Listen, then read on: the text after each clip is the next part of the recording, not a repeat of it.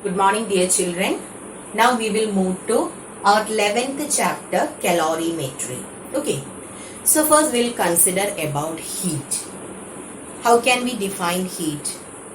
Heat is a form of energy which produces the sensation of hotness or coldness, isn't it?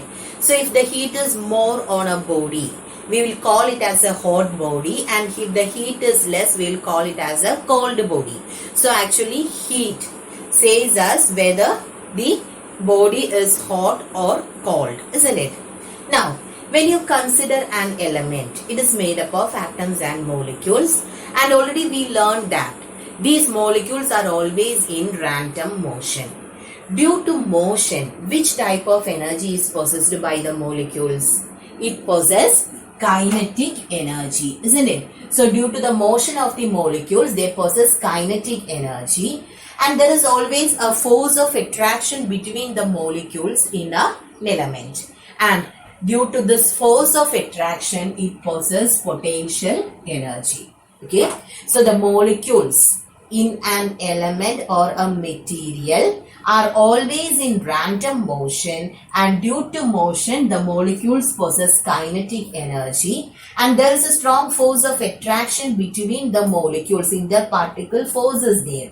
So due to this force, it possesses potential energy, and the sum of kinetic energy and potential energy possessed by the molecules can be called as internal energy. Okay, it is known as internal energy. So the sum of kinetic and potential energies possessed by the molecules can be called as internal energy, and the total internal energy of all the molecules in the substance can be called as heat energy. Okay, so this is another definition for heat.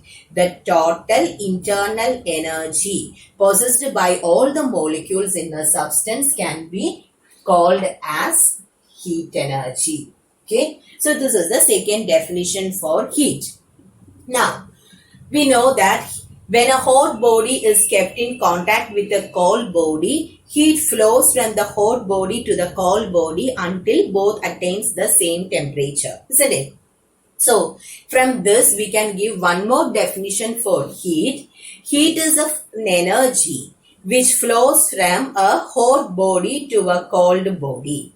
Okay, so that is another definition. Heat is a form of energy, or heat is an energy which flows from a body of higher temperature to a body of lower temperature. So is it clear? I have discussed about three different definitions for heat. Heat is a form of energy which produces the sensation of hotness or coldness. It is the total internal energy of the molecules in a substance, or it is the energy which flows from a body of high temperature to a body of low temperature. Okay, so is it clear about heat? Okay, now heat also can be measured, and the measurement of quantity of heat is known as calorimetry. So it's a very important point. What is calorimetry? The measurement of quantity of heat. Okay, measurement of quantity of heat can be called as calorimetry. Now, one more thing, when we are keeping a hot body in contact with a cold body, already I told you heat flows from hot body to cold body. At first, if you are considering the hot body, its internal energy will be more than the internal energy possessed by the cold body. But when they are kept in contact, heat starts flowing. So what happens? The internal energy of the hot body slowly decreases, and the internal energy of the cold body slowly increases. Okay, so at first internal energy will be more for the hot body than the cold body. Once they are kept in contact, heat flows from hot body to cold body. So the internal energy of the hot body slowly decreases, and the internal energy of the cold body starts increasing until both attains the same temperature. Okay, so is it clear about heat? Now we will be moving to the units of heat. So heat is a form of energy. So what is the SI unit of heat? it will be joule, isn't it? Since it is a form of energy, SI unit of energy is joule. But normally, or the commonly used, okay, commercial unit or commonly used unit for energy is, what is that? Calorie, CAL. Calorie is the commonly used or the commercial unit of heat energy. In the case of electrical energy, do you remember in the previous chapter I told you kilowatt hour. Similarly, here electrical energy, this is a form of energy, SI unit is joule, but in the case of electrical energy, normally we'll be using the unit kilowatt hour. Similarly, in the case of heat, SI unit is joule, but the commercially or the commonly used unit is calorie. And the relation between joule and calorie is important, okay? 4.182, that means we'll generally say it as 4.2. 1 calorie is equal to 4.2 joule. Now we need a definition for calorie, okay? 1 calorie is the amount of heat energy required to raise the temperature of 1 gram of water by 1 degree Celsius.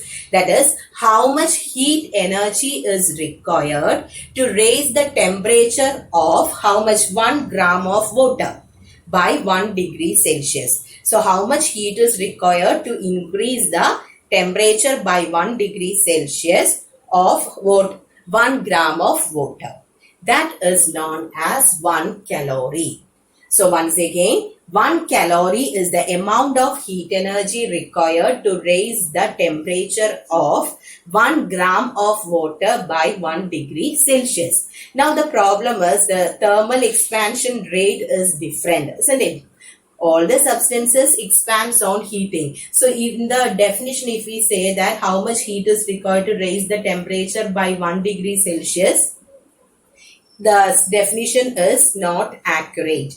Why? Because the temperature, when I am increasing the temperature from 3 to 4 degree, I will be getting, I need particular amount of heat, but when I consider from 20 to 21 degree means the amount of heat required will be different due to thermal expansion. When temperature changes, there will be change in the expansion. Okay, so a more precise or a more accurate definition is made in the case of calorie, and it is the amount of heat energy required to raise the temperature of 1 gram of water from 14.5 degrees Celsius to 15.5 degrees Celsius. Anyway, this is 1 degree Celsius itself, but we have specified the temperature here.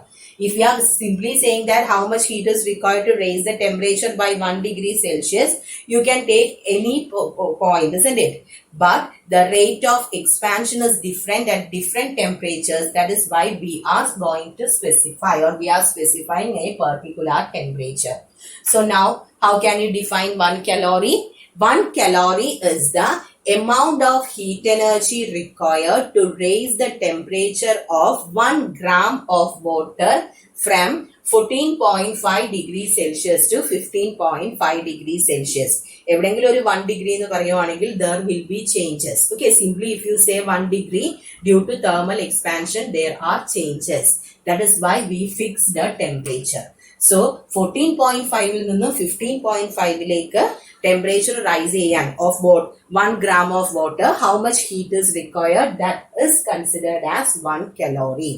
Now calorie is actually a small unit. So instead of that, you can use kilocalorie also. Okay, C should be in small letter. Kilocalorie can also be used. So how can you define 1 kilocalorie? Amount of heat energy required to rise the temperature of 1 kilogram of water from 14.5 degree to 15.5 degree Celsius. 1 gram anengil that will be calorie, 1 kilogram anengil that will be kilocalorie. Okay, so is it clear about heat? Okay, now we will be moving to the concept of temperature. Okay, so till this we were discussing about heat. Now the next one is about temperature. What is the equation? What is the definition for temperature? Temperature is the degree of hotness or coldness, isn't it? Heat means how here we will be considering just whether the body is hot or cold, and the measurement of heat is actually the temperature, isn't it? So the degree of hotness or coldness of a body can be called as temperature, or you can say that temperature is the quantity which determines the direction of flow of heat.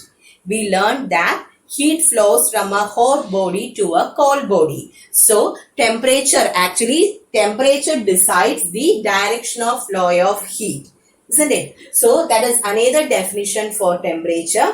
It is the quantity which determines the direction of flow of heat. So is it clear? Temperature is the degree of hotness or coldness of a body, and it is the factor which determines the direction of flow of heat. Now, when a hot body is kept in contact with a cold body, heat flows from hot body to cold body until both the bodies acquire the same temperature. This doesn't mean that even though the temperature is same, this doesn't mean that the heat energy possessed by these two substances are same. It will be different. Okay. Once again, when a hot body is kept in contact with a cold body, heat flows from hot body to the cold body until both the bodies acquire same temperature. So here both the bodies will be having same temperature, but this doesn't mean that both the bodies should have same heat. The amount of heat absorbed depends on three factors. Not only temperature, we have temperature, mass and the nature or the material. These are the three factors on which heat absorbed by a body depends. Okay. So heat absorbed by a body depends on temperature, mass and material. When heat flows from one body to another, heat always flows from a hot body to a cold body, and it flows until both acquire same temperature, but the heat energy possessed by the bodies will be different. It depends on two more factors, which are the mass as well as material. Okay. Now, what about the unit for temperature? What is the unit for temperature? SI unit is Kelvin, but normally we are using degree Celsius, isn't it? Commercial unit is degree Celsius, but the SI unit is Kelvin. And what is the relation connecting degree Celsius and Kelvin? Temperature in Kelvin scale is equal to temperature in degree Celsius plus 273. If you add 273 with the temperature in degree Celsius, you will be getting the temperature in Kelvin scale. Now, in the case of Kelvin scale, do you remember the lower fixed point and the upper fixed point?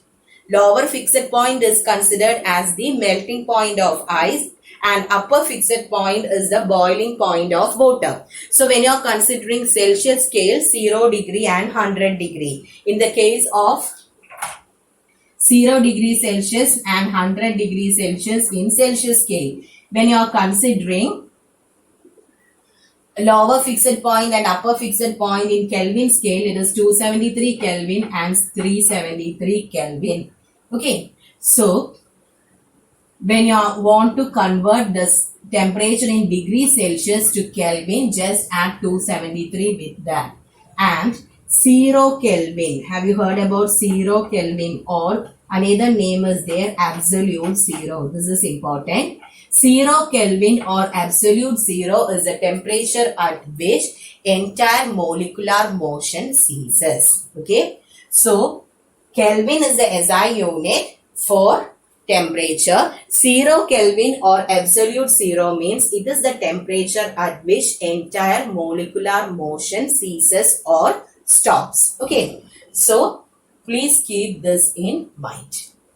SI unit for temperature is Kelvin, but commercial unit is degree Celsius. Then what you have to remember? The relation connecting Kelvin scale and Celsius scale. And one more thing, 0 Kelvin or absolute zero. It is the minimum attainable temperature, and at this temperature what happens? The entire molecular motion stops.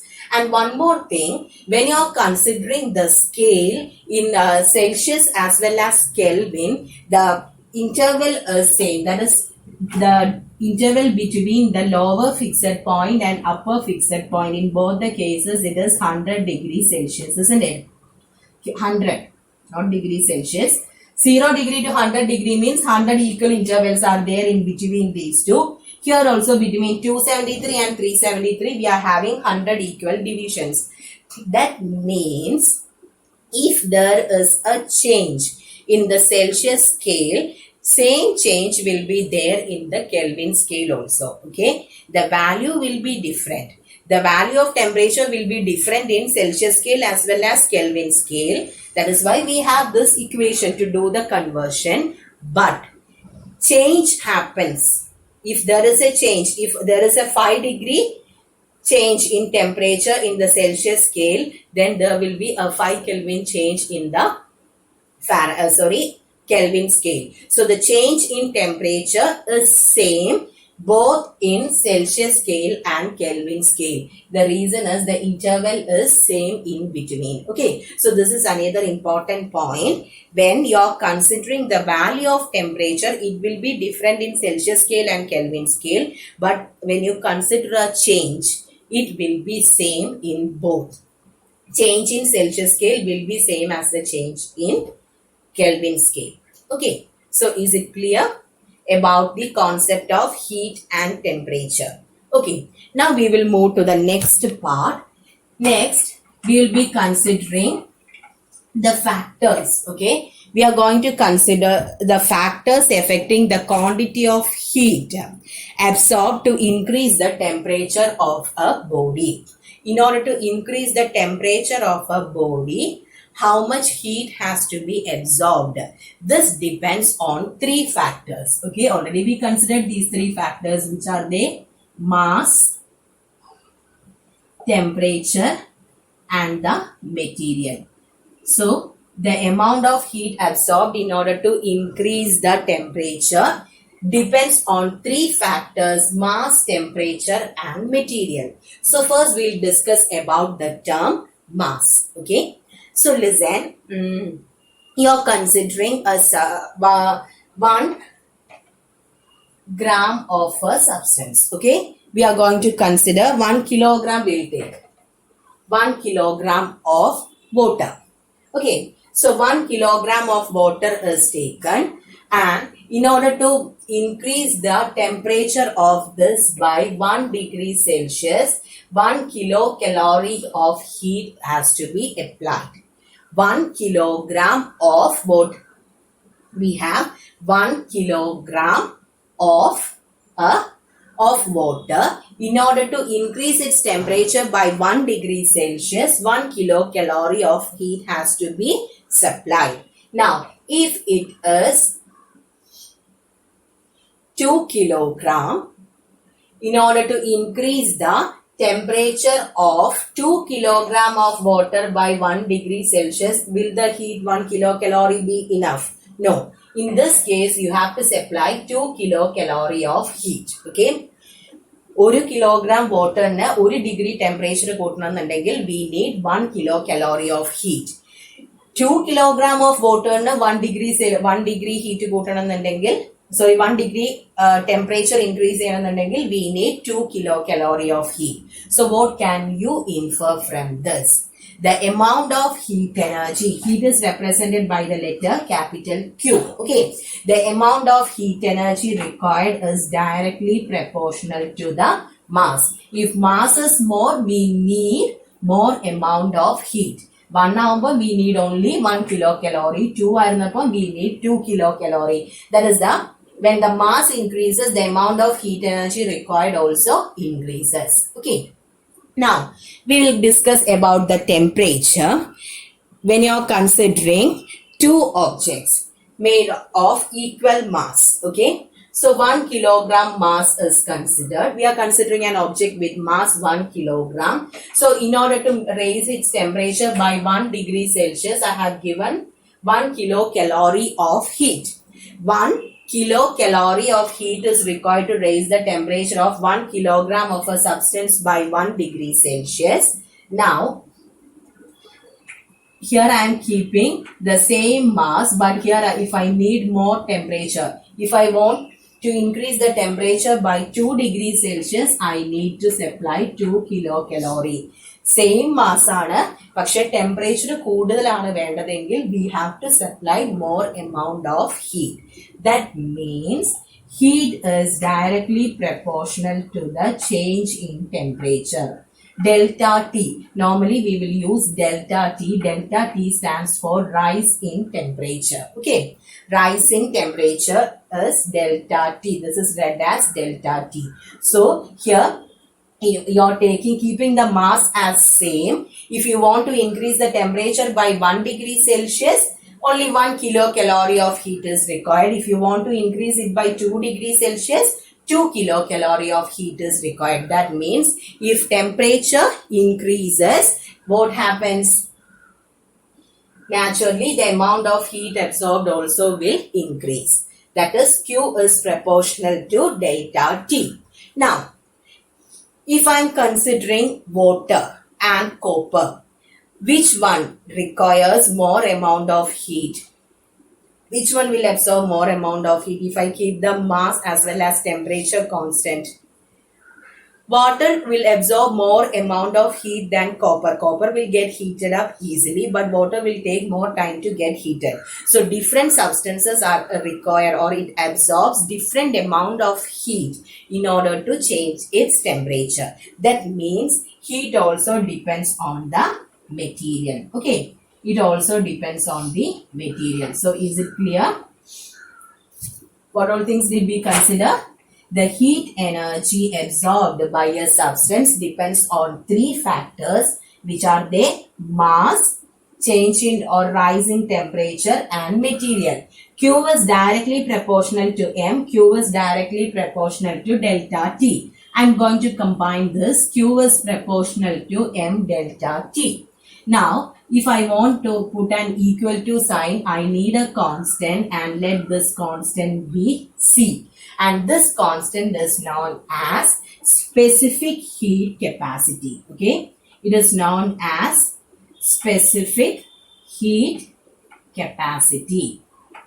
Okay. So from these things, we got the equation Q is equal to MC delta T. What is M? M is the mass, C is the specific heat, and delta T is the rise in temperature. So this C is a constant called specific heat capacity. Its value is a constant, and it is a particular property of an element. Value of C will be different for different substances, but it will be a constant for a given substance. Okay. So is it clear till this portion? Okay. So first we discussed about heat, then temperature, then the factors on which heat absorbed by a substance depends, which are the mass, rising temperature, and specific heat capacity. Okay. So thank you.